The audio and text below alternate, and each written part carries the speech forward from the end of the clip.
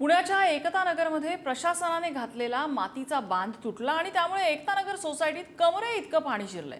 जवळपास 7 ते 8 सोसायट्या त्यामुळे पाण्याखाली गेलेल्या आहेत। नागरिकांची वाहनं बाहेर काढण्यासाठी धावपळ उडाली आहे। खडकवासला धरणात मोठ्या प्रमाणात पाण्याचा विसर्ग सुरू आहे आणि त्यामुळे सिंहगड रस्त्याच्या एकता नगर भागातल्या पाण्याची पातळी मोठ्या प्रमाणात वाढली आहे। नागरिक आता घरातलं साहित्य घेऊन घराबाहेर पडतायत। महापालिका प्रशासनातील अधिकारी आता नागरिकांच्या मदतीसाठी रस्त्यावर बाहेर पडलेले आहेत।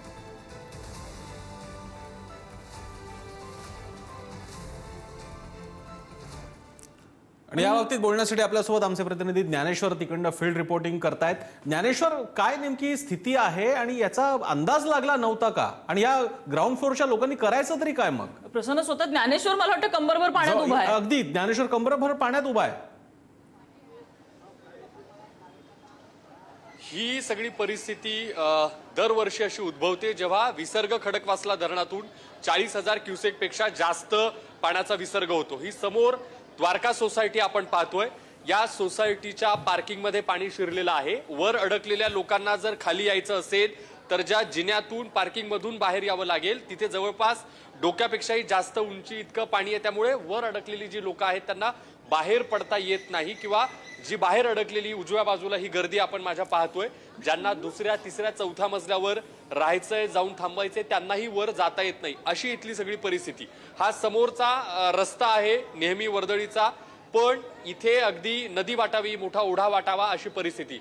अगदी दूरवर ज्या सोसायट्या या रस्त्याच्या दोन्ही बाजूला आहेत त्यात अडकलेल्या लोकांना सुरक्षित ठिकाणी, ज्यांची तळमजल्यावरती घर आहे, ज्यांच्या घरात पाणी शिरलंय, त्यांना वाचवण्यासाठी, बाहेर काढण्यासाठी अग्निशमन दलाचे जवान होडी घेऊन या सगळ्या रस्त्यांवरती आपल्याला दिसतायत।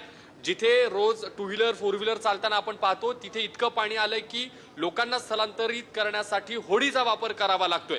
इतक्या मोठ्या प्रमाणात लोकांच्या सोसायट्यांच्या पार्किंगमध्ये, तळमजल्यांमध्ये, रस्त्यांमध्ये, घरांमध्ये पाणी शिरलेलं आहे। आणि पुढे जवळपास माझ्या एक 6-7 सोसायट्या आहेत ज्या बाधित झालेल्या आहेत। तळमजल्यातल्या आणि पहिल्या मजल्यातल्या घरापर्यंत पाणी लागतंय। काही लोक दुसऱ्या तिसऱ्या चौथ्या मजल्यांवर जे आहेत ते अजूनही तसेच आहेत।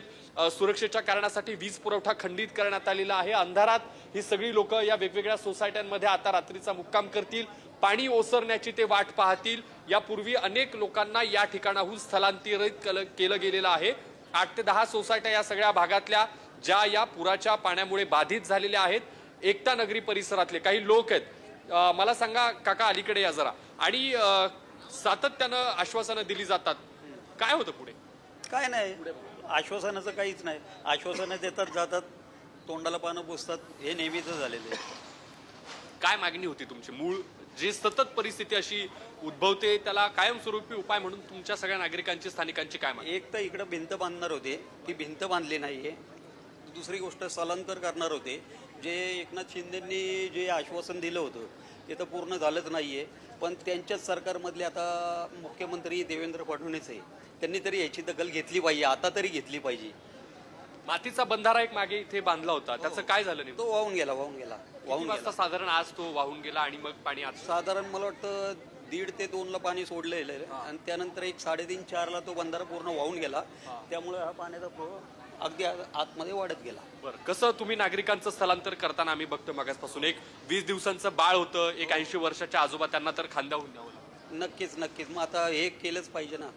मग आता करणार कोण आहे? मग आता हे छोटं बाळ आहे, ते वयस्कर जे वृद्ध होते त्यांनाही बाहेर काढणं गरजेचं होतं। आता इथे या सोसायटीमध्ये जी लोक अडकलेली आहेत, जिथे मगाशी आपण बघितले 4थ्या मजल्यावर मुलगी होती लहान आणि त्या मुलीच्या, तर ही अशी स्थिती नम्रता पाहिल्यानंतर खरंच वाईट वाटतं की अजून अख्खा दिवस जायचा आहे, पाण्याला अजून उतार लागलेला नाही आणि त्या लोकांचं जे वर्षा मजल्यांवर आहे त्यांचं कसं होणार? अपेक्षा आहे प्रशासन त्यांची दखल घेईल। दरम्यान पुण्यातल्या एकता नगरमध्ये आलेल्या पुरातून 20 दिवसांचं बाळ त्याच्या आईसह अडकलं होतं। अग्निशमन दलाच्या जवानांनी या बाळाला, त्याच्या आईला आणि आजी आजोबांना सुरक्षित ठिकाणी हलवलं। दुसरीकडे 80 वर्षाचे आजोबाही अडकले होते, त्यांनाही स्ट्रेचरवरून सुरक्षित ठिकाणी स्थलांतरित करण्यात आलं।